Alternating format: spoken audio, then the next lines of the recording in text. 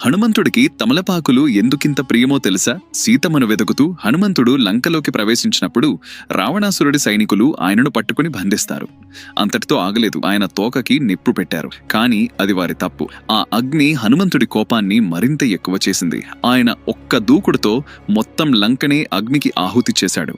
బంగారు లంక క్షణాల్లో బూడిదైపోయింది. అయితే ఆ అగ్నిజ్వాలల వల్ల హనుమంతుడికి కూడా కొన్ని గాయాలవుతాయి. లంక నుంచి తిరిగి వచ్చిన హనుమంతుడి శరీరం మీదున్న గాయాలను చూసి రాముడు హనుమాన్ని తన పక్కన కూర్చోబెట్టుకుని ఆ గాయాలను చూసి బాధపడుతూ ఏడుస్తాడు. శ్రీరాముడు స్వయంగా తమలపాకులను తెచ్చి ఆ గాయాలపైన పెడతాడు. అది ఔషధం మాత్రమే కాదు, అది శ్రీరాముని ప్రేమ. ఆ తమలపాకుల వలన ఆ గాయాలు నొప్పి తగ్గిపోయి నయమైపోవటంతో హనుమాన్కి రాముడు తెచ్చిన తమలపాకులంటే ఎంతో ఇష్టం పెరిగిపోయింది. అప్పుడు హనుమంతుడు జాంబవంతుడితో, ఇక నుంచి నన్నెవరైనా కొలవాలి అంటే ఈ తమలపాకులతో ఒక మాల చేసి అర్పిస్తే వాళ్లను నేను అనుగ్రహిస్తాను, వారి కష్టాలను దూరం చేస్తాను. నా కోసం తమలపాకులు తెచ్చిన వారిని